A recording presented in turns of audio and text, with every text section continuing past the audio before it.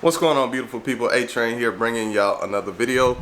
So today I wanted to talk about the Godox AD400 Pro. Y'all have seen me talk about it on the channel. It's one of my favorite strobes. So specifically, I'm going to be talking about the modeling lamp feature of the Godox AD400 Pro. So it's pretty much like a continuous light, and it really comes in handy with a lot of different types of situations and scenarios, like if you're shooting in low light, or maybe you just want to see your exposure without having to fire off a flash. So it's just a lot of cool stuff that you could do with it, so that's why I wanted to talk about it. So I'm going to show you how to use this feature, and I'm also going to be taking y'all through a shoot that I recently did with my wife. If you follow me on IG, you already seen some shots from this shoot, so make sure you follow me on IG. I'll put that right here. And yeah, I'm excited about this video. I know y'all really enjoy the lighting videos, the off-camera flash videos, so I'm trying to pump those out for y'all. So let's get straight into it. But before I get into all that, I just want to say, make sure y'all are hydrating. It is hot, especially in Texas. This heat is no joke. I know a lot of people walk around not drinking water, saying they got headaches and this and that. It's probably because you're dehydrated, so make sure you hydrate. Just a little pro tip.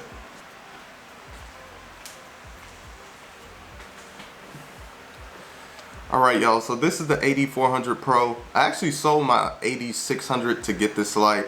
The AD600 is a good light, has a ton of power. I think it's a 600 watt strobe. I sold that one because it's super bulky, and I just like the size of this one. As you can see, when compared to the 600, it's smaller. That AD600 is pretty dang heavy. I was just looking for something that was smaller but was still, you know, powerful enough to shoot on location portraits, shoot in harsh sun, and you could definitely do that with the AD400.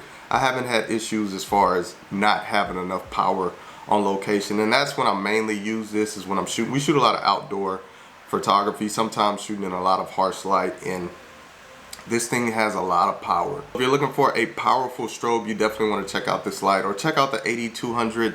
You know, and as far as types of photography that I use it for, you know, I use it for studio work, like I said, on location, you know, shooting in harsh sun with outdoor photography. So if you shoot any of that type of stuff, it's a good light for that. Even for weddings, I use it for weddings sometimes. Like if we're shooting in a big reception and I need just a lot of flash coverage and a lot of power, I'll just prop this up on a stand and put it in the corner. It can pretty much light up a whole room, and then I'll use a flash on my camera too, and I'm good to go as far as lighting. I'm gonna show y'all how to use this feature. So all you do is power this on, and it's gonna say unlock, so you scroll that wheel right here, and you're gonna see like a little light bulb button right here, so you just press that, and as you can see, the light is on. It's at 36% right now, so you can go up to 100%. So if you want the most power, you go to 100%, and you can lessen that power by taking that down. So to change that, you just hold that light bulb again. You'll see a black square go around the percentage. You can see that in the corner right here, the percentage of your light, and then you could change it. So I'm gonna go to 100%. As you can see, this light is super bright, man. And then you could take that down, you know, to something like 10%, or whatever you need. Now keep in mind, if you do shoot at like 100%, after a while, I don't know the time on it, but it will shut off, and you'll have to press the button again to turn the light back on.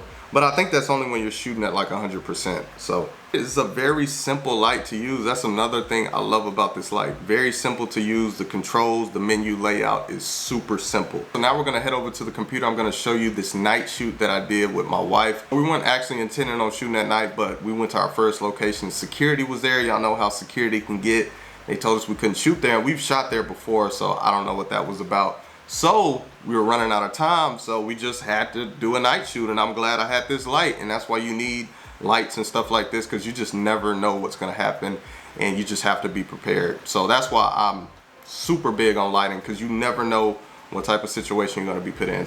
All right, y'all, so here's some behind the scenes from this shoot. So like I was saying, what I really like about this modeling lamp is you can see how your subject is exposed on camera without having to fire off a flash.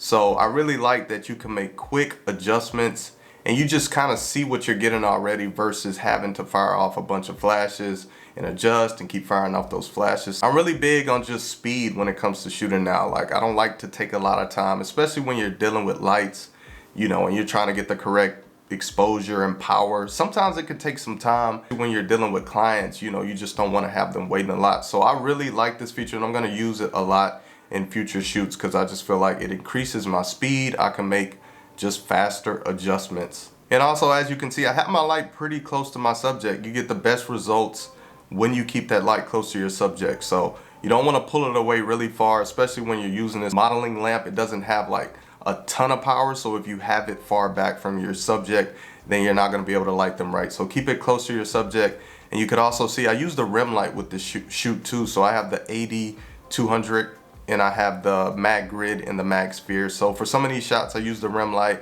especially when it started to get darker, because I want to create that dimension with the photo.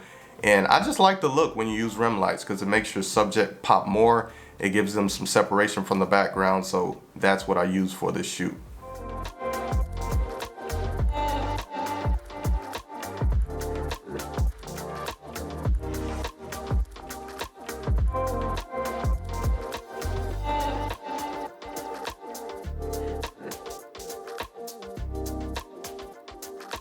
Yeah, that is the AD400 Pro in the modeling lamp feature. I'm really excited to use this in future shoots. I haven't used it a lot, but just seeing what it can do, I'm really excited about it, and it can really help you with your lighting in your photography. So if you're looking for a powerful strobe, then you definitely want to check out this light. I'm going to put the link in the description if you want to check it out. If you enjoyed this video, be sure to drop a like, subscribe to the channel. I post new videos every single week. I talk about lighting, photography tips, the business side of photography. So if you're interested in that type of content, be sure to subscribe to my channel.